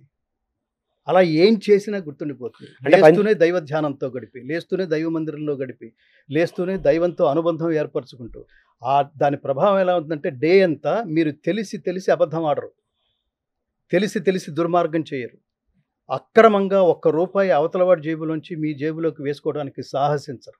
ఏంటి కరప్షన్ మాట్లాడుకుంటున్నారు ప్రపంచం అంతా. కరప్షన్ని నియంత్రించాల్సిన వాళ్ళు ఎవరో తెలుసా? ఆ భర్తకి భార్య నియంత్రించాలి. మీ శాలరీ 1 lakh కదండి, ఈ నెల ఏంటి 5 లక్షలు తీసుకొచ్చి ఇచ్చారు, ఎక్కడిది అని అడుగుతుందా భార్య? మోస్ట్ కరప్టెడ్ ఎవరంటే కరప్టెడ్ పీపుల్ పెళ్ళాలే మోస్ట్ కరప్ట్. ఎంకరేజ్ చేసేవారు. ఖచ్చితంగా వాడు ఇంతకంటే దుర్మార్గులు కదా. ఇది నేను అసలు ఇది నాకు తుచ్చం. ఇది నాకు మీరు 100 రూపాయలు తెచ్చినా నాకు ఆనందం అండి. నాకు నేత చీర తెచ్చిన ఆనందం అండి, కాటన్ చీర తెచ్చిన ఆనందం అండి. మీరు ఎక్స్ట్రా తెచ్చారే అది ఖచ్చితంగా అక్రమే. అసలు అది నాకు నా పిల్లలకి. అందుకని దీన్ని చాలా లోతులకు వెళ్ళి మహాత్ములు చెప్తారు. మీరు అబద్ధం ఆడో దుర్మార్గాల ద్వారానో మీరు సంపాదించిన ధనంతో కొనుక్కుని తినే అన్నం ఉందే, అది మీకు ఆరోగ్యాన్ని, సంస్కారాన్ని, ఉత్తమ జన్మల్ని, తర్వాత మీరు మీ ఇంట్లో పుట్టబోయే ఉత్తమ సంతానాన్ని ప్రసాదించద్దు. Right it. అంటే ఇటువంటి ఆలోచనలు, మంచి పనులు చేయాలి అనే ఆలోచనలు బ్రహ్మముహూర్తంలో లేవటం వల్ల మంచి పనులు చేయాలనే ఆలోచనలు, అలాగే జ్ఞాపక శక్తి, పంచేంద్రియాలన్నీ కూడా చాలా పవర్ఫుల్గా ఉండటము, తద్వారా మంచి కార్యాలు చేయటము, ఫలితాలు రావడం, జీవితం కూడా బాగుపడుతుంది. శారీరక మానసిక ఆరోగ్యాలు ముఖ్యంగా ఇప్పుడు ఈ ఆత్మహత్యలు చేసుకుంటారంటున్నారు చూడండి, ఈ థాట్ కూడా రాదు. మీరు భగవద్గీత చదవండి, బ్రహ్మముహూర్తంలో లేవండి, వీలైనంత ఎర్లీగా లేవండి. ఇంకా వీలైనంతగా అంటే ఇంకా లేటుగా లేచినా సూర్యోదయానికి ముందే లేచి ఒక 2 నిమిషాలు సూర్యోదయాన్ని, ప్రతిరోజు సూర్యోదయాన్ని ప్రత్యక్షం చేసుకునే ప్రయత్నం చేయండి. ఎంత ఆనందం అండి. సూర్యుని చూడండి, ఒకరోజు సూర్యుని చూడండి. ఈ ఆనందంతో పాటు శారీరక ఆనందం కూడా 2 మిక్స్ చేసి మన వాళ్ళు తయారు చేసిందే ఉదయం మనం సూర్య నమస్కారాలని, యోగా అని, యోగం పడుతుంది. యుజ్యతే ఇది యోగ. యోగం అంటే కలయిక. ఎవరితో కలయిక? ఈ జీవాత్మ పరమాత్మతో కలయిక. ఎప్పటికీ కనపడ్డు పరమాత్మ కనపడ్డు. చాలా మంది అడిగే ప్రశ్న, అసలు దేవుడు ఉన్నాడా? ఎస్ ఉన్నాడు. ఉంటే ఎందుకు కనపడ్డు అంటే ఉంటే కనపడ్డు. ఇప్పుడు మీరు పనిచేస్తున్న ఆర్గనైజేషన్కి ఒక చీఫ్ ఉంటాడు, కనిపిస్తాడా? ప్రతిరోజు మీకు కనిపిస్తూ ఉంటాడా? ఎప్పుడు కనిపిస్తాడంటే మీరు చేసే కర్మ అద్భుతంగా ఉన్నప్పుడు తనకు తెలుసుకుని ఇంత అద్భుతంగా నా దగ్గర పనిచేసేవాళ్ళు చేసిన వాడు ఎవడు, అతను చూడాలనిపిస్తుంది నాకు. అలాగే ఒక స్కూల్ కావచ్చు, ఆ స్కూల్కి ఫస్ట్ ర్యాంక్ తెచ్చిపెట్టిన పిల్లవాడు, అతను ఎప్పుడు ప్రిన్సిపాల్ని చూసే అవకాశం ఆ సంవత్సరంలో కలగదు. ఇతను ఎప్పుడైతే ఫస్ట్ ర్యాంక్ తెచ్చుకున్నాడో అతనే ఆ 10వ అంతస్తు నుంచి దిగొచ్చి నీకు బొకే ఇచ్చి ప్రెస్కి ఫోటో ఇచ్చాడు. వీడు నా దగ్గర చదువుకున్న స్టూడెంట్. అక్కడ ఆయన దేవుడు, వీడు భక్తుడు.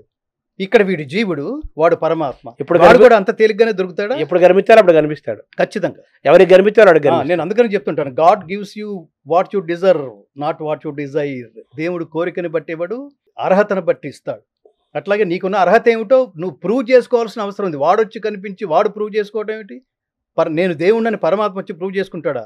ఎంతకాలం ఉంటావు నువ్వు ఈ ప్రపంచంలో? గుర్తుపెట్టుకోండి, ఈ ప్రపంచంలో నేను అని మాట్లాడగలిగే, అహం అని మాట్లాడగలిగే అర్హత ఒక్క పరమాత్మకి మాత్రమే. సృష్టికి ముందున్నాడు, సృష్టిలో ఉంటాడు, సృష్టిల తర్వాత ఉంటాడు. అవసరమైతే మేకప్ అంటాడు, అనవసరం అనుకుంటే ప్యాకప్ అంటాడు. అంతే. ఇప్పుడు మీరు బ్రహ్మముహూర్తంలో లేవటం ద్వారా మీరు స్వయంగా మీ జీవితంలో నుంచి మీరు అనుభవించారు. ఖచ్చితంగా. అందుకని చెప్పగలుగుతున్నాను. భగవద్గీత ఎంత అద్భుతంగా నేను చేయగలగటానికి అది నేను అనే అహంకారంతో చెప్పట్లేదు స్వామి. నాలో ఇన్ని శక్తులు ప్రవేశించడం వల్ల పరమాత్మే నాతో చేయించుకున్నాడనే భావంతో ఉంటా నేను. ఆత్మౌపమ్యేన సర్వత్ర సమం పశ్యతి యోర్జున సుఖం వా యది వా దుఃఖం సయోగి పరమో మతః. ఆత్మౌపమ్యేన సర్వత్ర సమం పశ్యతి యః అర్జున సుఖం వా యది వా దుఃఖం సయోగి పరమో మతః. ఈ బ్రహ్మముహూర్తం చాలా గొప్ప ప్రశ్న ఇది. ఈ ముహూర్తంలో లేవటం వల్ల, సూర్యోపాసన చేయటం వల్ల, ఇంకా చిన్న ఇన్ఫర్మేషన్ కూడా ఇస్తున్నాను. మీకు విజయం సాధించాలనుకుంటే, విజయం సంప్రాప్తించాలనుకుంటే, చేసిన ప్రతి పని మీకు కలిసి రావాలనుకుంటే, అలాగే ఆ పని చేయడానికి కావలసినంత ఆరోగ్యం సమకూరాలనుకుంటే, మీరు ఏ పని చేసినా ప్రజలంతా పాజిటివ్ దృక్పథంతోనే చూస్తూ ఒక్కడు కూడా మిమ్మల్ని అసూయ పడకుండా మిమ్మల్ని అభినందించాలంటే మీరు ఆదిత్య హృదయం చదవండి. ఆదిత్య హృదయం పుణ్యం సర్వశత్రు వినాశనం జయావహం జపే నిత్యం అక్షయ్యం పరమం శివం సర్వమంగళ మాంగళ్యం సర్వపాప ప్రణాశనం చింతాశోక ప్రశమనం ఆయుర్వర్ధనముత్తమం రశ్మిమంతం సముద్యంతం దేవాసుర నమస్కృతం. ఇదంతా కలిపి మనం సినిమా పాటలు నేర్చుకోవట్లా, అంత ఈజీ. 32 శ్లోకాలండి ఇది అంతా కలిపి. నేనేమంటానంటే ఇవన్నీ కనుక మీకు బాల్యంతో, మీ విద్యాభ్యాసంతో సమానంగా తల్లిదండ్రులు నేర్పరచగలిగే, ప్రభుత్వాలు అనొద్దు, బ్రహ్మముహూర్తంలో లేపడం దగ్గర నుంచి, చదివించడం దగ్గర నుంచి, ఇవన్నీ మీరు జీవితంలో మీరు అభ్యాసం చేసినవి. All this credit goes to మా అమ్మగారు, మా అమ్మగారు శ్రీలక్ష్మి అమ్మగారు. మా నాన్నగారు అంటే నా చెవులన్నీ ఇటే పనిచేస్తుండే. మా అమ్మగారు చెప్పే శ్లోకాలు, స్తోత్రాలు, మా నాయనమ్మ చదివించే ఆవిడ చెప్పే శ్లోకాలు, స్తోత్రాలతో పాటు ఎక్స్ట్రా భగవద్గీత, ఇవన్నీ ఉంటాయని ప్రపంచంలో, ఈ శబ్ద సౌందర్యం అంతా ప్రపంచంలో ఉంటుందని మనకు తెలియదు కదా. మనకేదో అది వినపడుతూ ఉండాలి. అందుకనే గీతలో చాలా గొప్ప మాట. ఎట్లా వినపడుతుంది అంటే అది కూడా మీ పూర్వజన్మ సుకృతం. మీకు ఈ సుకృతాల్లో ఒకటి, డొమెస్టిక్ డాగ్స్ ఉంటాయి చూడండి, గుళ్ళ దగ్గరే ఉండి ఆ ప్రసాదాలే ఏరుకు తింటూ ఆ గుళ్ళో పెట్టే మైకుల ద్వారా వినిపించే విష్ణు సహస్రనామాలు కుక్కలు కూడా వింటుంటాయి చూడండి, అవి అక్కడే ఉంటాయి. అవి కూడా పవిత్రమైన జన్మలు అనమాట. అది మీకు ఎంతో సాధన సంస్కారం లేకపోతే అసలు అవి సాధ్యం కాదు మిత్రులారా. మీ దగ్గరికి ఎవరు వచ్చినా కానీ తప్పనిసరిగా పెద్ద పెద్ద వాళ్ళు వస్తుంటారు మీ దగ్గరికి. మీరు తులసి ఆ మాల వేస్తారు మెడలో. అలాగే మీ చేతికి ఒక రుద్రాక్షతో కూడిన ఇది ఉంటుంది. వాటిలో ఉన్న పవర్ ఏంటి, వాటిలో ఉన్న సైన్స్ ఏంటి, ప్రత్యేకత ఏంటి? ఈ దృష్టిలో ప్రతిదీ బ్రహ్మార్పణం బ్రహ్మహవి బ్రహ్మాగ్నౌ బ్రహ్మణాహుతం బ్రహ్మైవతేన గంతవ్యం బ్రహ్మకర్మ సమాధి అంటారు. మీకు 2 శ్లోకాలు చెప్తాను ప్రత్యేకంగా. ఈ శ్లోకానికి ఏమిటంటే, యజ్ఞపాత్రము బ్రహ్మము, హోమద్రవ్యము బ్రహ్మము, అగ్ని బ్రహ్మము, హోమము చేసేవాడు బ్రహ్మము, బ్రహ్మ కర్మ సమాధి చేత పొందదగు బ్రహ్మము కూడా తలంచవలేను. అంటే బాటమ్ లైన్ ఆఫ్ ది శ్లోకం ఈజ్, సృష్టిలో ప్రతి వస్తువు, ప్రతి విషయము బ్రహ్మ పదార్థమే. అంటే అన్నిటిని బ్రహ్మం అంటే పరబ్రహ్మం, పరబ్రహ్మం అంటే పరమాత్మ, ప్రతిదీ పరమాత్మ అంశే అని అర్థం. ఇప్పుడు మీరు అడిగిన ప్రశ్నకి, వేటిల్లో సమధికంగా ఉండి ఒక పవర్ఫుల్గా కనిపిస్తున్నాడో అదంతా విభూతి యోగంలో చెప్పాడు. ఇందులో ఉన్న అహమాత్మ గుడాకేశ సర్వభూతాశయ స్థిత. అలాగే ప్రహ్లాదశ్చాస్మి దైత్యానాం కాలః కలయతామహం, రాక్షసులలో ప్రహ్లాదుడు, గణకులలో కాలము, పక్షులలో గరుత్మంతుడు, మృగములలో సింహము, నదులలో గంగ, సృష్టుల ఆది మధ్యాంతాలు, ఈ లిస్ట్ అంతా చెప్తూ మునులలో వేదవ్యాసుడు, పాండవులలో అర్జున నువ్వు నేనే అన్నాడు. అంటే వాళ్ళకి శ్రేష్ఠులు, పరమశ్రేష్ఠులు. అలాంటి వాటిల్లో దీనికి మీనింగ్ ఇదేదో చాదస్తామనో లేకపోతే దాని ఏదో మనం మూఢంగా నమ్మేశామనో కాదు మహాత్మా. ఇది నాకు 12, 13, 14 ముఖాల రుద్రాక్షలు ఉంటాయి. ఈ ఆధ్యాత్మిక బలాన్ని చేకూర్చి మన ముందుకు తీసుకువెళ్ళేవి. ఖచ్చితంగా వీటిని నమ్ముతాను. వీటిల్లో ఒరిజినల్స్, డూప్లికేట్స్ అలా ఉంటాయి అనుకో, అది వేరే. ఇవి నమ్మకాలు కాదు, ఇవి నిజాలు. ఈ నిజాలు అనేవి దీన్ని రుద్రాక్ష అంటారు కదా. అది ధరించే ఆలోచన పరమేశ్వరుడు అనుగ్రహం లేకపోతే మీకు అసలు ధరించాలనే ఆలోచన రాదు. రాకపోగా మీకు ఏమనిపిస్తుంది అంటే, ఏమిటో ఇవన్నీ పిచ్చివన్నీ వేసుకుని తిరుగుతున్నాడు అనిపిస్తుంది. అంటే ఇవి మీరు వేసుకున్న తర్వాత మీరు పొందిన తేడా అనుభవం ఏమైనా ఉందా? డెఫినెట్గా ఉంది. ఈ వేసుకోకముందు నేను భగవద్గీతలోకి వచ్చాను. భగవద్గీతలోకి నాకు చాలా వేవరింగ్గా ఉండేది. అసలు ఎందుకు వచ్చాను ఇందులోకి? ఎవరో నిజానికి దీనికి ఏమి కారణం ఏం లేదు స్వామి. నేను సినిమా పాటలు పాడుతూ ఆ డబ్బు సంపాదించుకుంటూ ఈ ప్రపంచ దేశాలన్నీ తిరుగుతూ, ఘంటసాల గారి పాటల్లో నేను మాస్టర్, అందులో సందేహం లేదు. ఘంటసాల గారిని ప్రస్తావించాం కాబట్టి ఒక శ్లోకం పాడుకుని మధురమైన గాత్రం ద్వారా పద్య పఠనంలో ఒక విప్లవాత్మకమైన మార్పు తీసుకొచ్చి, అప్పటిదాకా స్టేజీ మీద ఉండే నాటకాల పద్యాలు ఇవి గంటల తరబడి సాగుతాయి అనుకునే స్థితి నుంచి దాన్ని ప్రిసైజ్ చేసి, లలితం చేసి, అనుభవదీయ దాసుని చదవండి. మీకు తెనాలి రామకృష్ణలో పద్యాలు. స్తుతిమతి అయినా ఆంధ్రకవి ధూర్జటి పల్కులకేలగల్గెనో అతులిత మాధురీ మహిమ. తెలిసెన్ భువనైక మోహనోద్ధత సుకుమారవార వనితా జనతా ఘనతాపహారి సంతత మధురాధరోదిత సుధారసధారల గ్రోలుటంజుమీ. భగవద్గీతలోకి ప్రవేశించిన తర్వాత ఈ స్థిర నిశ్చయంతో ఉండటానికి, మన కంట్రోల్ చేయడానికి, మన మీద ఆ పవర్స్ చూపించి మనం నియంత్రించేందుకు రకరకాల మార్గాల్ని మనం ఎంచుకుంటాం. అది మణిమంత్ర ఓషధయ అంటారు. మణులు, మంత్రాలు, ఓషధులు. మీకు ఫిజికల్గా ప్రాబ్లమ్స్ ఏదన్నా వస్తే మీరు మందు మింగాలి, అది ఔషధం. కానీ మీకు మనస్సుకి ఏదన్నా వస్తే మనసుకి ఔషధం లేదు. అక్కడ కూడా స్లీపింగ్ టాబ్లెట్ వేసుకుని పడుకోబెడతారు తప్ప అక్కడ దానికేమీ ఇది లేదు. దాన్ని కరెక్ట్ చేయాలంటే, నాకు మనసు బాగుండలేదు, ఏది చేయలేకపోతున్నాను, కాన్సన్ట్రేట్ చేయలేకపోతున్నాను, వేవరింగ్గా ఉంటుంది అంటే దానికి మందులు ఉండవు. దానికి ఏమిటంటే మంత్రాలు, మీకు యజ్ఞాలు, యాగాలు, ఇలాంటివన్నీ. ఇప్పుడు మననాత్ త్రాయతి ఇది మంత్ర అంటారు కదా. అవును. అంటే మననం చేసుకునే కొద్దీ అది మనల్ని రక్షించేదే మంత్రం అంటారు. ఖచ్చితంగా దానికి అంత శక్తి ఉంటుంది. మనస్సుకు ఔషధమే మంత్రం. ఖచ్చితంగా కార్యసిద్ధిని కూడా కలగజేస్తాయి. నేను అనే అహంకార మార్గంలో ఉన్నంత వరకు, ఆ సర్కిల్లో ఉన్నంత వరకు మనకి ఇవేవి రుచించవు. మనం చేస్తుంది కరెక్ట్గానే చేసాం కదా, ఎందుకు మిస్ఫైర్ అవుతోంది అనే ఆలోచనలోంచి కనుక మీరు జర్నీ చేయగలిగితే అది ఇటువైపుకు తీసుకెళ్తుంది. దీన్ని ఏమంటారంటే, ఇది జాగ్రత్తగా ఉండండి, వీటిని థర్డ్ ఫోర్స్ అంటారు. మిమ్మల్ని ఏదో రక్షించాలి, మిమ్మల్ని మీరు మీ నుంచి మీరు బయటికి రాలేరు. ఉదాహరణకి మీరు తేనె చుక్క నాకుతుండగా ఒక తేనె బొట్టు కింద పడింది, మీరు మిగతా అంతా తేనె నాకే పనిలోనే ఉన్నారు. అదంతా ఆ ప్రక్రియ అంతా అయిపోయిన తర్వాత కిందకి చూస్తే దాని మీద, ఆ కింద పడిన చుక్క మీద ఒక ఈగ వాలింది. అది కూడా నాకుతూనే ఉంది, కానీ బయటికి రావడానికి చేసే ప్రయత్నంలో ఫెయిల్ అవుతోంది. అది మీకు అర్థమైపోయింది, కన్ఫర్మ్డ్గా ఇది చావడం ఖాయం, కానీ తీగా చస్తుంది, ఇది బయటికి రాదు అనేది అర్థమైపోతుంది ప్రకృతికి కూడా. ఆ టైంలో, అది బయటికి రాలేని టైంలో, గింజుకుంటున్న టైంలో ఇప్పుడు దాన్ని ఎవరు రక్షించాలి? మీరు సడన్గా దానికి అయ్యే రై తేనె చుక్క తీసేయండి, దాన్ని తుడవండి అన్నారు మీరు. అప్పుడు వెంటనే వాడు ఏం చేశాడంటే అందులోంచి పొలతో ఈగని బయటికి తీసి తేనె తుడిచేశాడు. ఇప్పుడు జరిగింది ఏమిటి? థర్డ్ ఫోర్స్, మూడో వాడెవడో దాని ప్రయత్నం లేకుండా, అది అడగకుండా వాడెవడో దృష్టో దాని మీద పడి అలా రక్షించబడింది. మాట్లాడుతున్నావు, ఉన్నట్టుండి కింద పడిపోయావు.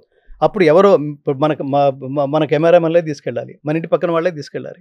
మనం చాలా చోట్ల చూస్తుంటాం, వాళ్ళు వచ్చేసరికి కొన్నిసార్లు లేట్ అయిపోతుంది, ఇంట్లోనే వెళ్ళిపోయాడు, ఇంట్లో ఎవరు లేరు, ఉన్నట్టుండి పడిపోయాడు, తలుపులు తాళం వేసి ఉంది. 3వ రోజో 4వ రోజో ఆ పక్కింటి వాళ్ళు ఎవరో చూశారు బయటికి రావట్లేదని, అప్పటికే వెళ్ళిపోయాడు. కానీ ఇంకో సందర్భాల్లో చూడండి, వాడు చేసిన పుణ్యఫలం వల్ల ఇంట్లో ఉన్నాడు, తలుపులు వేసి ఉన్నాయి, సడన్గా కింద పడిపోయాడు. కింద పడిపోగానే ఈసారి పడ్డం ఏ కొండ మీదో, ఏ గాజు వాటి మీదో పడ్డాడు. పెద్ద శబ్దం వచ్చింది. పెద్ద శబ్దం వచ్చింది ఏంటని పక్కింటి వాళ్ళు తలుపు వెంటనే వచ్చి, వాళ్ళు ఎలర్ట్ అయ్యి, ఆ టైంలో వాళ్ళ ఇంట్లో ఉండి ఎలర్ట్ అయ్యి వచ్చి తలుపు కొట్టారు. లేదు, ఏదో శబ్దం వచ్చింది, వెంటనే ఆయనకు ఫోన్ చేశారు, ఫోన్ లిఫ్ట్ చేయలేదు. ఇప్పుడు తలుపులు పాల్గొట్టారు. ఇదంతా ఏంటిది? ఈ జరిగిందంతా ఆయన ప్రయత్నం పవర్ ఖచ్చితంగా. సో అది రక్షంతి పుణ్యాని పురాకృతాని అంటే, పూర్వం నువ్వు చేసిన మంచి పనుల వల్ల నీ ప్రయత్నం లేకుండానే రక్షించబడ్డావని లెక్క.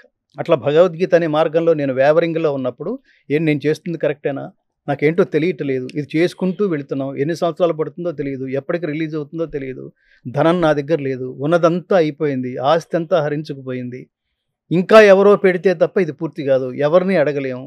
ప్రపంచంలో ఎవరైనా సరే వాళ్ళు రకరకాలుగా అందంగా అద్భుతంగా మాట్లాడి మోసం చేస్తున్న ఈ ప్రస్తుత సమాజంలో మనం చెప్తే, నేను భగవద్గీత చెప్తున్నాను, రికార్డ్ చేస్తున్నానంటే అవతల వాడికి నమ్మాల్సిన అవసరం ఏమిటి?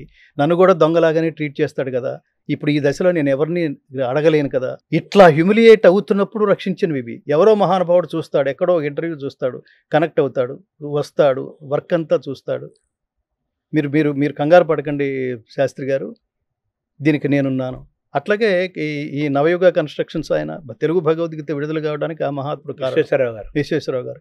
ఇంకొక ఇప్పుడు ఒక ప్రధానమైన ఘట్టం ఉంది.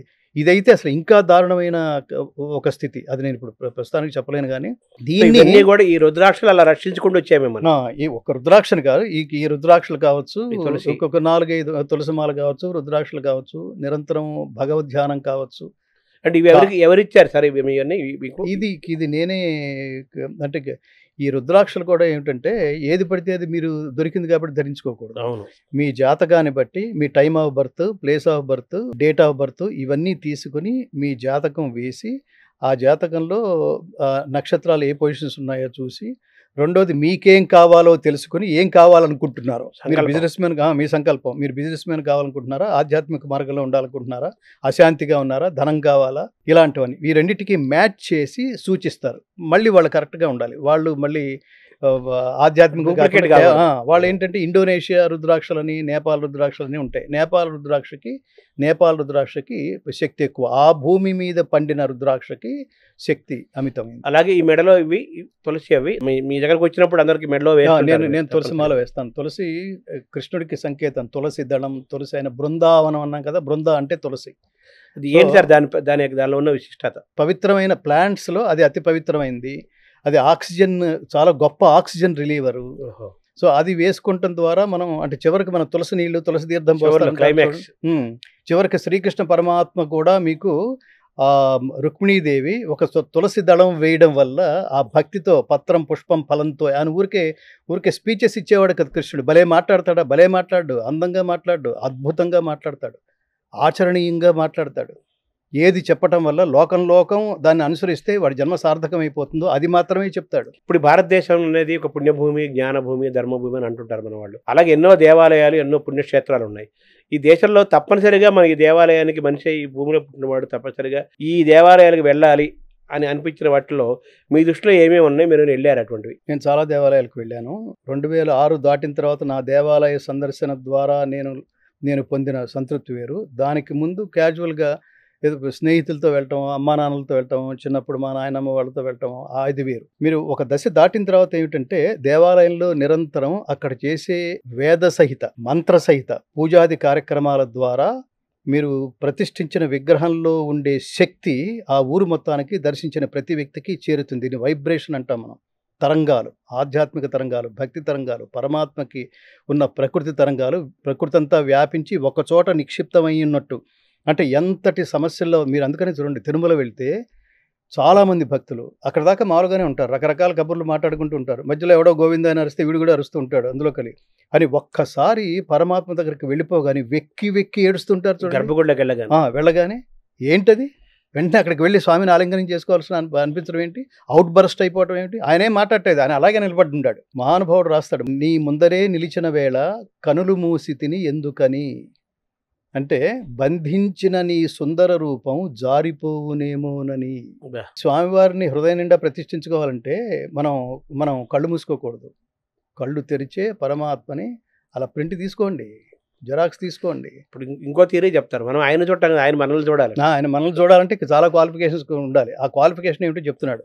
భక్త్యా తు అనన్యయా శక్యః అహమేవం విధోర్జున జ్ఞాతుం ద్రష్టుం చ తత్వేన ప్రవేష్టుం చ పరం తప.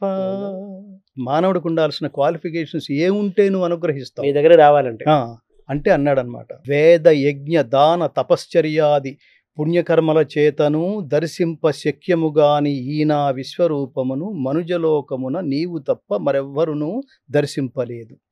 ఫస్ట్ ఆ కాంప్లిమెంట్ ఇచ్చాడు. రెండవది, నన్ను చేరాలంటే ఏమి చేయాలంటే భక్త్యాతు అనన్యయా శక్య. ఇది అసలు ప్రపంచం గుర్తుపెట్టుకోవాల్సింది. అన్డైవర్టెడ్ కాన్సన్ట్రేషన్ పేరే తపస్సు. నువ్వు తప్ప నాకు ఇంకెవరూ అక్కర్లేదు, నువ్వే అల్టిమేట్ అనుకుంటే నేను నీ వంక చూస్తాను. అల్టిమేట్ అని అనుకుంటే సరిపోదు. అల్టిమేట్ అనుకునేవాడికి ఉండాల్సిన ప్రధానమైన లక్షణం ధర్మ మార్గం. గుర్తుపెట్టుకోవాల్సింది భక్తికి కాంబినేషన్ ధర్మం.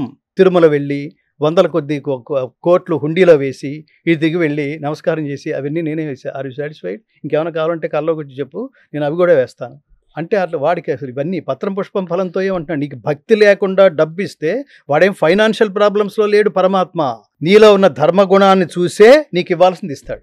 ఇవ్వాల్సింది ఇచ్చినప్పుడు వాడు ఇచ్చాడని నువ్వెలా గుర్తించాలంటే నువ్వు జ్ఞాన నేత్రంతో చూడగలిగితే నీ సక్సెస్సే పరమాత్మ. మరో శ్లోకంలో పరమాత్మ ఏం చెప్తాడంటే అర్జునుడి ద్వారా ప్రపంచ మానవాళికి మత్కర్మ కృన్మత్ పరమో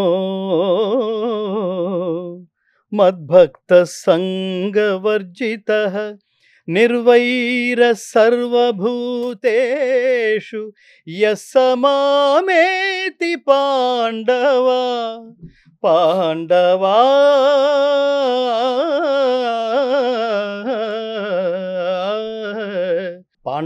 నేనే పరమగతి అని నమ్మవలెను. సమస్త కర్మలను భక్తి శ్రద్ధలతో నాకే అర్పించవలెను. సంగరహితుడై సంఘం అంటే ఆసక్తి, అటాచ్మెంట్ బాధ్యత ఉండాలి, అటాచ్మెంట్ ఉండకూడదు. అటాచ్మెంట్ ఎక్కడైతే ఉంటుందో అక్కడ బాధ. ఇది నాది అనుకున్నావు, తర్వాత కాలంలో అది నీ నుంచి విడిపోయింది, ఏడుపు.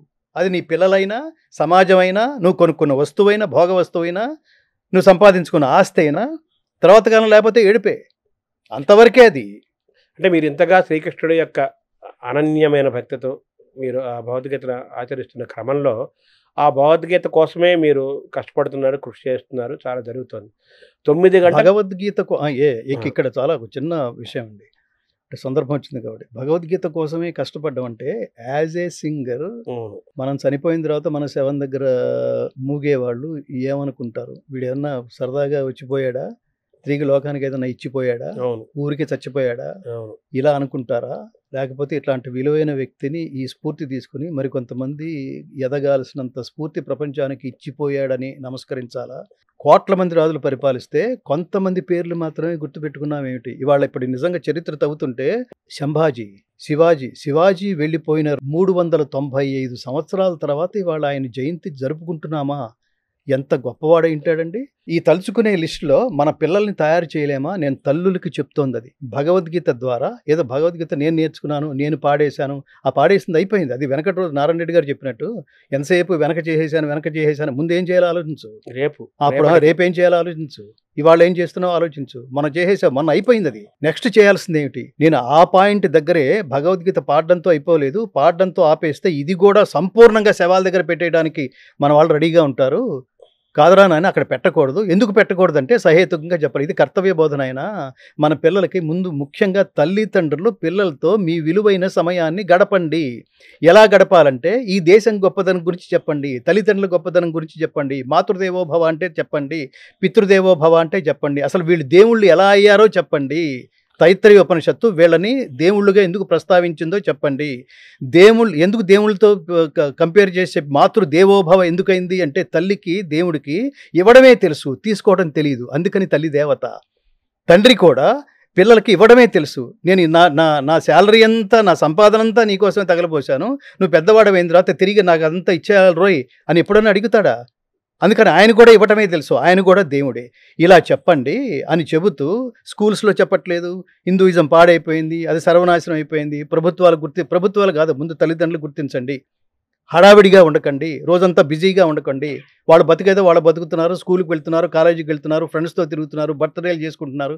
వాడు క్లబ్కి వెళ్తున్నాడో, పబ్కి వెళ్తున్నాడో, గుడికి వెళ్తున్నాడో తెలియదు, అబ్జర్వేషన్ లేదు. ఇక్కడ ప్రధానంగా గుర్తుపెట్టుకోవాల్సిన వాక్యం పురుషుడు బీజం, స్త్రీ క్షేత్రం. స్త్రీని క్షేత్రం అంటారు, పురుషుణ్ణి బీజం అంటారు. బీజం పాడైతే బీజానికి మాత్రమే నష్టం శర్మగారు. క్షేత్రం పాడైతే కుటుంబానికి, సమాజానికి నష్టం.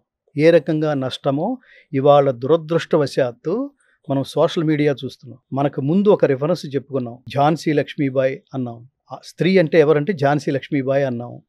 ఇంకొంచెం వెనక్కి వెళ్తే సీతమ్మ తల్లి అన్నాం. డిప్రెషన్లో ఉన్నప్పుడు లేకపోతే చాలా క్యాజువల్గా మాట్లాడుతున్నప్పుడు రాముడి భాషను కూడా కరెక్ట్ చేసేది సీతమ్మ. నేను వెళ్ళి 14 క్షణాల్లో గడిపేసి వచ్చేస్తాను, అత్తమామలు జాగ్రత్తగా చూసుకుంటుంది, వాళ్ళకి ధైర్యంగా ఉండు, వాళ్ళ దగ్గర ఉండు. ఎందుకు వద్దంటున్నానంటే అక్కడ చాలా చాలా క్రూర మృగాలు ఉంటాయి, నీకు మ్యాచ్ అవ్వదు, ఎవరికి ఆహారం అయిపోతామో తెలియదు. ఇక్కడ హంసతూలికా తల్పాలపైన భోగించవలసిన ఆనందాలని, భోగాల్ని అనుభవించవలసిన నువ్వు అక్కడ కట్టిక బండల మీద నువ్వు పడుకోలేవు. క్రూర మృగాలు ఉంటాయి. ఇవన్నీ చెప్తుంటే క్రూర మృగాలు ఉంటాయా అంటే, క్రూర మృగాలు ఉంటే వాటి నుంచి ఇన్ని కోట్ల మందిని రక్షించే ప్రభు స్థానంలో ఉన్న నువ్వు క్రూర మృగాల నుంచి నన్ను రక్షించలేని దుర్బల స్థితిలో ఉన్నావా? నీ భార్యని రక్షించలేని లోకాన్ని అని ఇప్పుడు నీలో నేను స్త్రీత్వాన్ని చూస్తున్నా, పురుషుణ్ణి చూడలేదు అని కర్తవ్య బోధన చేసి. ఎంత గొప్ప మాట అది. ఇవాళ చిన్న తేడా వస్తే నేను సంపాదిస్తున్నా, నువ్వు సంపాదించడం ఏంటి, నేను సంపాదిస్తున్నా, కాబట్టి ఇమ్మీడియట్గా విడిపోదాం. అదేంటి, మన పెళ్ళై 6 నెలలు అయింది కదా, 6 నెలలైనా 6 క్షణాలైనా సరే ఇట్లాంటి వాడిని నేను బేర్ చేయలేను. అర్జెంటుగా మన సమస్యను పరిష్కరించుకోవడం అనేది కాదు ఇవాళ ప్రధానం, వెంటనే విడిపోవడం. పెళ్లిళ్ళకి వెళ్ళాలంటే భయం వేస్తోంది శర్మ గారు. దానికోసం ఇంటి దగ్గర నుంచి బయలుదేరి తయారై ఫ్యామిలీని తీసుకుని ఒక గిఫ్ట్ ఏదో తీసుకుని బొకే తీసుకోవడానికి కూడా గంట పెడుతోంది. ఇంత ట్రాఫిక్లో జర్నీ చేసి దీనికోసం ఇంత ఖర్చు పెట్టి మనం శతమానం భవతిని ఆశీర్వదించి అధిక దుఃఖమైన ఆనందమైన కలసి చెమ్మగిల్లు కనులు రెండు ఆలుమగల జంట అట్లున్నయప్పుడే సౌఖ్య జీవనము సాధ్యమగును. అలా సీతారాముల్లాగా బతకండి, ఒకరికొకరులాగా బతకండి. ఇప్పుడు మేడ్ ఫర్ ఈచ్ అదర్ లాగా కనిపిస్తున్నారు మీరు ఇప్పుడు ఆనందంగా, కానీ 10 years తర్వాత మ్యాడ్ ఫర్ ఈచ్ అదర్ లాగా మీరు కనిపించాలి. మీ డిజిగ్నేషన్ అలా మారాలి. వెనక వచ్చే తరాల వాళ్ళకి వాళ్ళు పెళ్లి చేసుకుని మాత్రం ఏం సుఖపడ్డారులే, మనం కూడా ఎందుకు పెళ్లి చేసుకోవాలి అనే ఇన్స్పిరేషన్ ఇవ్వద్దు. ఇప్పుడు ప్రేమ పెళ్లిళ్ళు పెరుగుతున్నాయి, వెంటనే విడిపోతున్నారు, పెళ్లి హంగామా ఆర్భాటంతో పెళ్లిళ్ళు చేస్తున్నారు, ఎవరు కలిసి ఉండలేదు, తగ్గిపోయింది ఆ కాలం. మీరు ఆ దాంపత్య బంధం. అందుకే దీని ఏమంటే ఇంగ్లీష్లో కూడా ఉంది స్వామి, ఇది క్వాలిటీ టైం అన్నారు కదా, అది మీకు తెలియదా?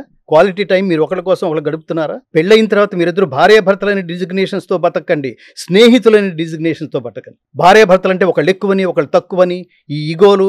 మీరు గుర్తుపెట్టుకోవాల్సింది, ప్రేమ కానీ స్నేహం కానీ, పెళ్ళిళ్ళు కానీ, ఏ బంధమైనా కానీ ఈగోలతో సాధ్యం కాదు. ఈగోలతో దాన్ని నిర్వర్తించలేము, ఈగోలతో కొనసాగించలేము. కేవలం ప్రేమతోనే కొనసాగించలేము. శ్రీకృష్ణ పరమాత్మ ద్వారక రీసెర్చ్ చేసే ఒక పెద్ద కార్యక్రమం జరుగుతుంది కదా, దాన్ని ఏమంటారు, ఎలా చూస్తున్నారు, ఏమంటారు దాన్ని? ప్రపంచానికి తెలియాల్సిన అవసరం ఉందండి, చాలా అవసరం ఉంది. చాలా గొప్ప ఇది. ఇప్పటి వరకు అంటే ఆ మధ్య వరకు మీరు చూడండి, క్రీస్తు పూర్వం 312లో శ్రీకృష్ణ పరమాత్మ నిర్యాణం జరిగింది అని నాసా వాళ్ళు చేసిన పరిశోధనలో డేట్తో సహా శ్రీకృష్ణ జననం నిజమే అని నాసా నిర్ధారించింది అని ప్రధానంగా మనకి అన్ని పత్రికల్లో వచ్చింది. ఇప్పుడు చెప్పండి, వాడెవడో నిర్ధారించడం ఏంటండి? అంటే ప్రపంచానికి, ఈ సైన్స్ ప్రపంచానికి ప్రామాణికత ఏమంటారు, మీకు ఇది శాస్త్రీయమేనా అని ప్రతి విషయాన్ని ప్రశ్నించే మిగతా ప్రపంచానికి మీకు ఎప్పుడూ రుజువులు సాక్ష్యాలు చెప్పాల్సిన పరిస్థితిలో శ్రీకృష్ణ పరమాత్మ జన్మ, ఆయన అవతారం నిజమేనని అప్పుడు ప్రూవ్ చేయడంతో ప్రపంచం అంతా ఒక్కసారి స్ట్రాంగ్గా, ముందు అసలు ముఖ్యంగా హిందూ సమాజం కూడా స్ట్రాంగ్గా బిలీవ్ చేయటం మొదలెట్టింది. అలాగే రామసేతు భారతదేశానికి సంబంధించింది అయితే, భారతదేశంలో కట్టబడింది అయితే, దాన్ని ఇతర పాశ్చాత్యులు యాడమ్ బ్రిడ్జ్గా దాని మీద స్టాంప్ వేసి వాళ్ళ అకౌంట్లో చేర్చుకోవడానికి ప్రయత్నం చేసి, ఇదంతా మేము చేసిన కృషి ఫలితమే అని వాళ్ళ అకౌంట్లో వేసుకోవడానికి ప్రయత్నించే నేపథ్యంలో ప్రతి విషయాన్ని ఇవాళ హిందువు, ముఖ్యంగా అసలు మనం చాలా మెచ్చుకోవాల్సింది ఈ సోషల్ మీడియాని, ఈ చరిత్రని, ముఖ్యంగా మోదీ ప్రభుత్వాన్ని. మోడీ గారు స్వయంగా సముద్ర గర్భంలోకి వెళ్ళి ద్వారకా అవశేషాలు ఆయన గుర్తించడం జరిగింది. ఆ రోజు ఆయనతో పాటు ఈ దేశం అంతా పొందిన ఆనందం అంతా ఇంత కాదు, అది దర్శించి తీరాల్సింది. రెండవది, రామజన్మభూమి పేరుతో రాముడికి దేవాలయం కట్టడం ద్వారా మన అస్తిత్వాన్ని, మన ఆత్మగౌరవాన్ని ఎలా అయితే నిలబెట్టుకున్నామో, నేను ఎప్పుడు చెప్తుంటాను, రాముడికి గుడి కట్టడం వల్ల రాముడి కాదు ఆనందం, మన అస్తిత్వాన్ని నిలబెట్టుకున్నాం. రామయ్య తండ్రి ఇక్కడ పుట్టాడనే చరిత్రని ప్రపంచానికి అందించడంలో దురదృష్టవశాత్తు 500 సంవత్సరాలు అయినప్పటికీ అట్లీస్ట్ అధమాతి అధమం మోడీ అనే మహాత్ముడు, దైవాంశ సంభూతుడు, కారణ జన్ముడు ఈ దేశానికి పరిపాలకుడు కావటం కారణంగా ఇలాంటివన్నీ బయటకు వచ్చి రేపు రాబోయే రోజుల్లో ఇప్పటికే నాకు తెలిసి యూత్లో ఆధ్యాత్మికత ఆ శాతం చాలా పెరిగింది. యోగి ఆదిత్యనాథ్ ఆయన స్టేట్మెంట్ ఇచ్చారు, ఇప్పుడు మా దృష్టి శ్రీకృష్ణుడు పుట్టిన మధుర మీద ఉంది, ఈ దేవాలయాన్ని డెవలప్ చేయాలని. ఇంకొక పార్టీ వల్ల అయితే, ఇంకొక వ్యక్తుల వల్ల అయితే ఎక్కడ సాధ్యం అవుతుందా సార్? మధుర ఒకటి జ్ఞానవాపి మసీద్, అవునవును, రెండు కాశీ, ఖచ్చితంగా రెండు చేసి తీరాల్సిందే. సో ద్వారక, మధుర, జ్ఞానవాపి, ఇవన్నీ కూడా మళ్ళీ చేసే లోపల నేను ఈ సమాజానికి, హిందూ సమాజాన్ని కోరుకుంటున్నది ఏమిటంటే, హిందువులారా దయచేసి మీరు ప్రాక్టీసింగ్ హిందూస్గా ఉండండి. జస్ట్ బొట్టు పెట్టుకోవడంతో మీ హిందూయిజం పరిసమాప్తమైందని అనుకోవద్దు. ఎగ్జిబిషన్ కాదు ఇది. నిజంగా మీకు భక్తి ఉందా? నేను ఎప్పుడు అడుగుతుంటాను, తిరుపతి వెళ్ళేవాళ్ళు భక్తుల రూపంలో వెళ్తున్నారా, పర్యాటకుల రూపంలో వెళ్తున్నారా? 4 రోజులు సెలవులు దొరికినాయి, నాకు తెలిసిన మినిస్టర్ ఒకడు ఉన్నాడు, అందుకని నేను 4 టికెట్లు నేను L1లో నేను దర్శనం చేసుకుని వస్తాను, వచ్చేటప్పుడు బోలెన్ని ప్రసాదాలు తీసుకొస్తాను. ఈ తంతు కాదు కదరా, నాన్సెన్స్. అవును, దేవాలయంలో దేవుడు ఉన్నాడు అనుకోవటం భక్తి, దేవుడు సర్వత్రా వ్యాపించి ఉన్నాడు అనుకోవటం జ్ఞానం. ఆ జ్ఞానం సంపాదించుకోవడం కోసం ఇది ఒక మార్గం మాత్రమే. అక్కడే ఉండడు దేవుడు, పుణ్యక్షేత్ర దర్శనం అంతే, దర్శన స్పర్శనాలు అనుభవించాలి. ఇదొకటి ప్రధానంగా. రేపు రాబోయే రోజుల్లో ఇప్పుడు ఇంత హిందూయిజం ఇప్పుడు ఏ స్థితిలో ఉంది అని మీరు అడిగితే, హిందూయిజాన్ని కాపాడుకునే స్థితిలో హిందువులు ఉన్నారా అంటే ఇంకా ప్రశ్నార్థకమే స్వామి. మన మధ్యలో ఉండి, మైనారిటీస్ పేరుతో మన మధ్యలో ఉండి, మన దేవాలయాల్ని కూరగొడుతూ, మన దేవీ దేవతల విగ్రహాలని సర్వనాశనం చేస్తూ, వీళ్ళని కాపాడేందుకు దుర్మార్గులైన ప్రభుత్వాలు వీళ్ళ మీద వాళ్ళ అమాయకులను, పిచ్చివాళ్లను ముద్రేసి వాళ్ళని రక్షించే ప్రయత్నం చేస్తూ ఉన్నా, మనం దూరంగా నిలబడి పేపర్లు చదువుతూ, టీవీలు చూస్తూ, సోషల్ మీడియాలు చూస్తూ, ఎవరో అరుస్తుంటే అవును నిజమే కదా అని జస్ట్ లైక్ దట్ అట్లా తీసిపడేసే స్థితిలో ఉంటే, నిర్వీర్యమైన స్థితిలో ఉంటే, ఒక్కళ్ళో కూడా చైతన్యం రగిలించలేని స్థితిలో ఉంటే ఏమి హిందూయిజం అండి ఇది? హిందూ అంటే మనం ప్రపంచానికి చెప్పుకోవాల్సిన అర్థం, హిందూ అంటే ఎవరు నాన్న అని మన బిడ్డ అడిగితే, హిందూ అంటే సర్వజన బంధువే హిందువు నాయన అని చెప్పగలిగే స్థితిలో ఉండాలి. అందరూ ఆనందంగా, విజయవంతంగా, శక్తివంతంగా, ఆరోగ్యంగా ఉండటానికి ఏమేం కావాలో అంతా భగవద్గీతలో ఉంది. ఖచ్చితంగా అదే సనాతన ధర్మము. భగవద్గీత వేరు కాదు, అన్ని వేదాలు, అన్ని భారతీయ జ్ఞానం యొక్క సారాంశమే భగవద్గీత. ముందు తల్లిదండ్రులారా మీకు నమస్కారం చేస్తూ, రోజుకొక శ్లోకం మీ పిల్లలకి తాత్పర్యంతో సహా నేర్పించండి. మా భగవద్గీత ఫౌండేషన్ ప్రధానమైన లక్ష్యం ఇంటింటా గీతా జ్యోతుల్ని వెలిగించటం. సర్వోపనిషదోగావో దోగ్ధా గోపాలనందన పార్థోవత్స సుధీర్ భోక్తా దుగ్ధం గీతామృతం మహత్. ఉపనిషత్తులు గోవులు, గోపాలనందనుడైన శ్రీకృష్ణ పరమాత్మ పాలు పితికేవాడు. అర్జునుడు లేగదూడ, మహత్తరమైన గీతామృతము పాలు, సద్బుద్ధి కల జిజ్ఞాసువులే ఆ పాలను త్రాగుతారు. మొత్తం ప్రపంచమంతా ఇట్లాంటి భగవద్గీతామృతం గ్రోలి ధర్మ మార్గంలోనూ ధర్మ మార్గంలో ప్రయాణిస్తూ విజయాల్ని సాధిస్తూ నిరంతరం ఏమంటారు లోక కళ్యాణం కోసమే నిరంతరం మీరు పనులు చేసే స్థితిలో మీరు ఉండవలసిందిగా మీరు ఉంటారని భావిస్తూ, అందుకు పరమాత్మ అనుగ్రహం మీకు సంపూర్ణంగా లభిస్తుందని భావిస్తున్నాను. నమస్కారం సార్. జై శ్రీకృష్ణ.